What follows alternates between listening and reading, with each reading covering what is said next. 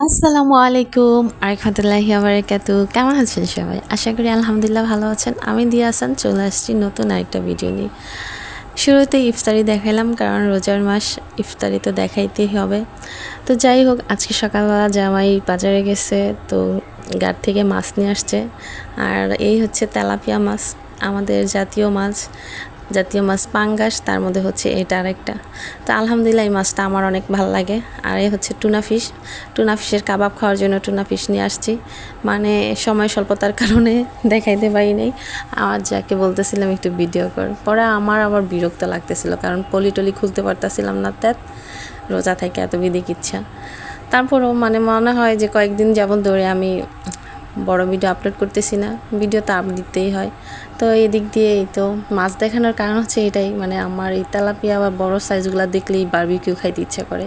তো ওরা বলতেছিলাম যে আজ তো মাছটা বারবিকিউ করবো, যে কটা আছে। কয়েক পদের মাছই নিয়ে আসছে।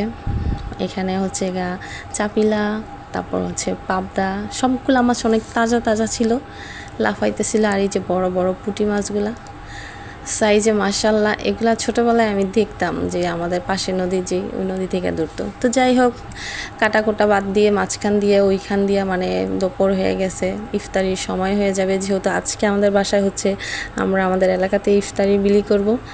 যাই হোক, আলহামদুলিল্লাহ, শুধু তার নিজেরা ইফতারি খেলে হয় না, প্রতিদিন চেষ্টা করি আলহামদুলিল্লাহ ইফতারি দেওয়ার জন্য আশেপাশে, মানে 2-3 জন বা এরকম, মানে আল্লাহর কাছে চেষ্টা করি যে শুকরিয়া আদায় করি যে আল্লাহ কাউকে না কাউকে পাঠায় না আমাদের বাসায় ইফতারি নেওয়ার জন্য। তো ইনশাল্লাহ কেউ না কেউ আসে, দেওয়ার চেষ্টা করি। আর এখানে হচ্ছে দেখা যায় প্রতি বছরই আমাদের এলাকার বলেন বা মেনলি আমরা মুসলমান মানুষ যারাই আছি, সবাই নিজ নিজ এলাকা থেকে প্রত্যেকের বাড়ি থেকে যে যেমন পারে, আমি এটা ছোটোবেলা থেকেই দেখে আসতেছি যে আমরা মুসলমানরা ইফতারি বিলি করি, দেশে বলেন গ্রামে বলেন, তারপর শহর, মানে এভরিথিং। তো এটা তো নর্মালি একটা ব্যাপার। আমি এটা জানি কেউ শো অফ মনে করবে না। আর আমরা যারা ব্লগ করি তারা তো সব কিছুই ভিডিও করি, তাই না? এটা শো অফের কিছু নাই, বা অনেকে এসব ফুট করে বলে দেবেন রিয়া করতেছে, বা এরকম কিছুই না। যাই হোক, আলহামদুলিল্লাহ, এটা হচ্ছে পালং শাকের পাকোড়াটা আলহামদুলিল্লাহ মজা ছিল। বেগুনগুলো ফুলকো ফুলকো হয়েছে। এই তো এত ইফতারি বানাইছি, এগুলো যদি আপনাদের সাথে শেয়ার না করি বলেন হয়? এটা কি কোনোভাবে পসিবল যে আমি বাসায় এত কিছু রান্না করে ফেলতেছি অথচ আপনাদের সাথে শেয়ার করতেছি না? বাইরে ভাই আসলেই শেয়ার করতে পারি না, এত ব্যস্ততার মাঝে। আর এটা হচ্ছে গিয়ে পাতাকপির পাকোড়া।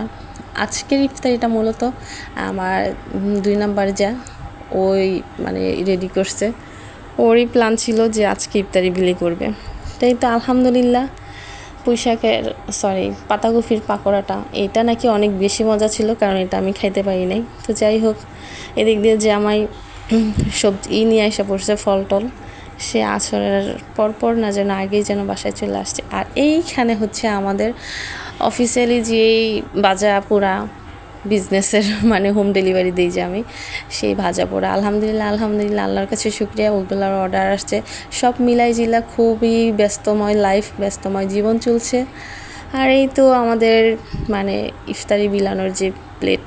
তো যাই হোক, আজকের ভিডিও শুরু থেকে লাস্ট পর্যন্ত যারা ধৈর্য ধরে দেখলেন তাদের সবাইকে অসংখ্য ধন্যবাদ। আর আমার নতুন ভিডিও পেতে চাইলে পেজটা অবশ্যই ফলো দিয়ে রাখবেন, আর অবশ্যই লাইক কমেন্ট দিয়ে পাশে থাকবেন।